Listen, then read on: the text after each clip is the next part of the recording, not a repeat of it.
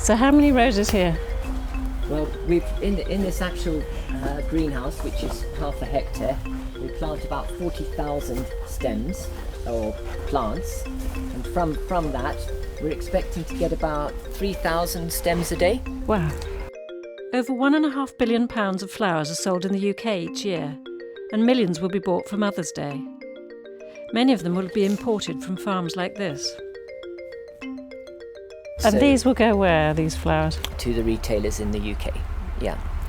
And is this a particular Mother's Day colour? Absolutely.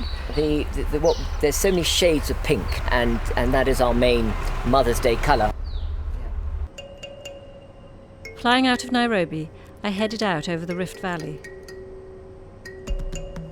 Our destination was Lake Naivasha, the heart of Kenya's flower-growing industry. I was here in 2003, highlighting campaigners' worries about the environmental impact of the trade on the lake. We'd made public serious concerns about working conditions too. The flower farm I'm working with, I think we experience a lot of problems there. The argument has been that food and flowers for export are Africa's best chance of growing economically. Horticulture now accounts for 14% of Kenya's GDP. But recently authorities here have questioned how much of that money actually stays in Kenya. They suspect the profits have been shifted elsewhere. It's not about what is legal and illegal anymore. It's about what is ethical and what is unethical. I had come back to look into this new complaint and to see if anything had changed. Who are the winners and losers from the flower business today? This is Flamingo Farm. I was being shown round by the farm manager, Craig. Because they are beautiful. They're beautiful. I mean, you've got your tree fern here, and your gypsophila, cerise roses, and standard carnations. So. He told us about the crisis in 2009, when the lake shrank in a severe drought, putting the whole business under threat. We have to be very, very vigilant on our water usage. We have several communities here.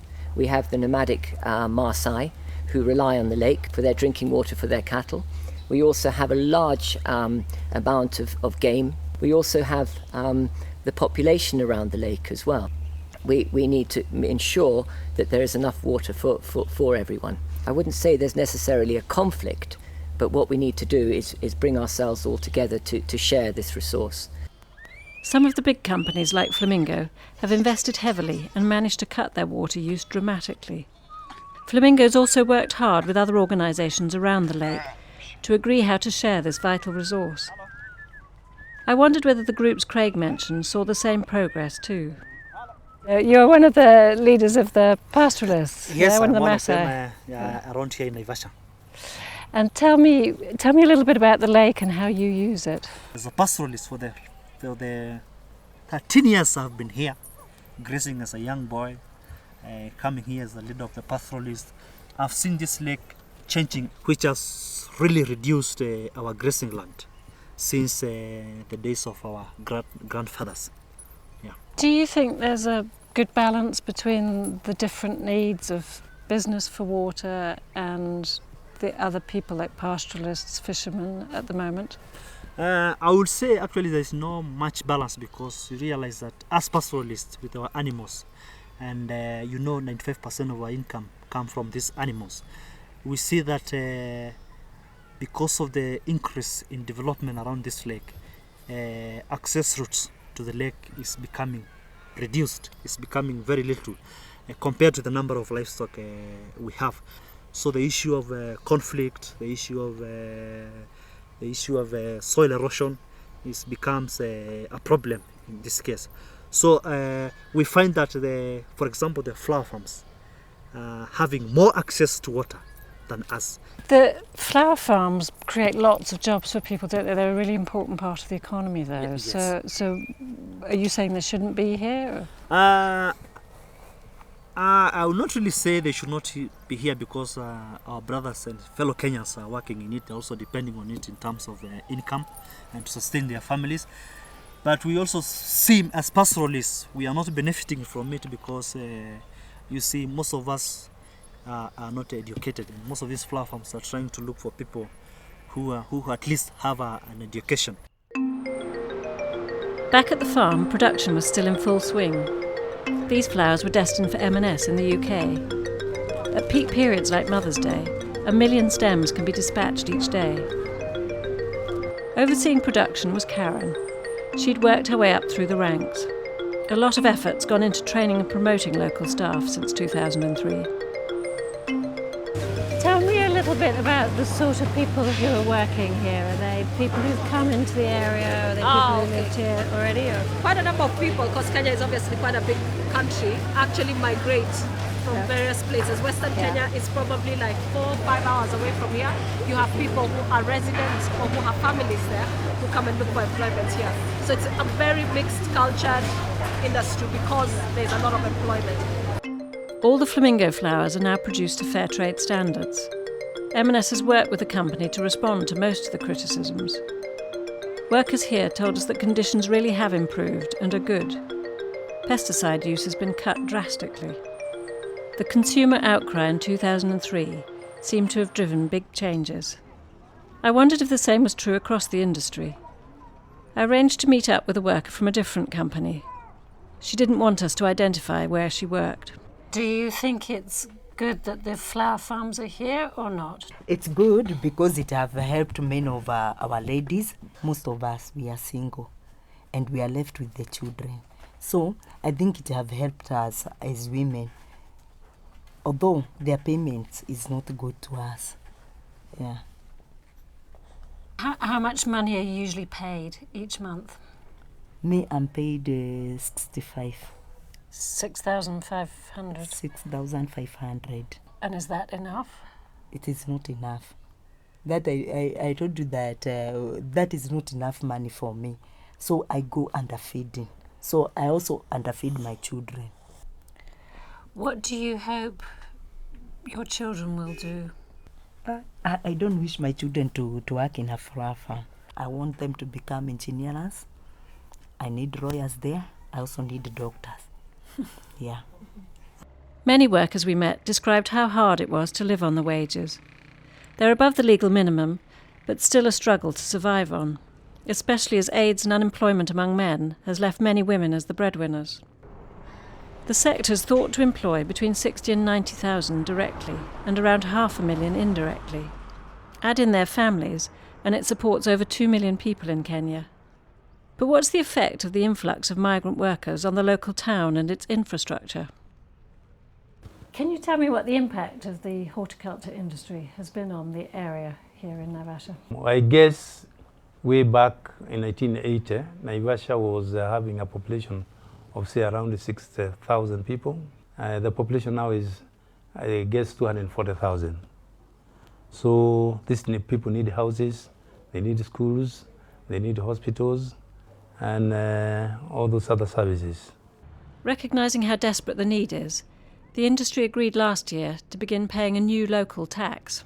Do you feel the industry contributes enough? Let me say they contribute quite well for national development, for national growth. But for Naivasha municipality, they give us, nowadays they give us a bit of money to help subsidize what we collect in town so that we can offer some services. But I would say it's not enough. I caught up with the flowers as they were being loaded onto planes for their journey to Europe and UK supermarkets. Horticultural exports bring in around $500 million to the economy. They're one of Kenya's biggest sources of revenue. But how much they contribute to Kenya's long-term growth depends on how much of the money they generate stays in Kenya. The Kenya Revenue Authority recently said it was investigating the whole flower sector, including the 3 largest multinationals. It suspects they're routing their profits elsewhere and not paying a fair share in Kenya. We wanted to speak to the head of the Revenue about its investigation, but he wasn't available. It's a sensitive subject. Some of the political elite have large investments in horticulture. We were able, however, to take our figures to Jack Ranguma. He used to be Kenya's head of domestic tax, and he'd started his own investigation into the flower industry in 2004. All these appear to indicate that the prices we receive back for the goods, for the flowers we export, is much, much less than what they are sold at the international markets. Jack explained to me what he suspected was happening with multinationals. He believes they shift costs and profits around between their subsidiary companies in different countries, in some case offshore, so that there's less to tax in Kenya. I think as a country we are losing money through this process, and it is necessary that we dig deep into it to know why the flower sector is not making as much money as they should. Our investigation was raising some serious questions. Examination of Flamingo's corporate structure does not suggest the use of offshore subsidiaries, but other flower companies do have tax haven structures. I arranged to meet with Jane Ngige from the Kenya Flower Council, which represents many of the flower growers in Kenya. I started by asking how profitable the industry is. I believe that what one needs to understand is that, yes, the industry is perceived to be very well heeled, but it is highly capitalized, but the profit margins are very limited. Today, very few of those farms will make profits beyond 5%. Jack had told us he found that hard to believe when so many companies were keen to invest in the sector. Attiya Waris is a tax expert from the University of Nairobi, and I asked her if she thought that the sector was unprofitable. No single company, as an executive, strategic, profit-making institution, ever walks into a country, spends millions of shillings or dollars or pounds or euros putting up a business, and then turns around and says, we're not making a profit, but it's okay, we're going to stay. I really don't believe that it is humanly possible for a company that survives purely on its ability to make a profit is going to turn around and tell you that we have a company in this country for the past 10 years or 20 years, and we're just a benevolent association, we're just here to give employment and development, and we're really not making a profit. That is a fairy tale. The Kenyan tax authorities have said they're going to investigate the sector and that they're looking at all the biggest 3 flower producers because the industry isn't paying enough tax, that they're using various mechanisms to take more of the money offshore than they leave in Kenya. We are inundated with taxes, left, right and centre. Some we can justify, some we cannot. Jane said the industry welcomed the investigation, but until the government had looked at the figures, it was just speculation to say they weren't paying enough tax. So you want more tax breaks? If it is important enough to the country, the government does need to provide some sort of support, like happens in other countries like Ethiopia. This is the dilemma facing countries like Kenya. They need tax for services and development. But with so many countries desperate to attract investment, there are always governments who are prepared to offer even bigger tax breaks, and they end up in a race to the bottom. The economic benefit from the resources used in Africa, the water, the land, the people, ends up being transferred to shareholders in more developed countries. What would you say to people who buy flowers and vegetables from here in Europe? I would say, other than just buying that flower, they should consider how is the community benefiting. Then that will really help us.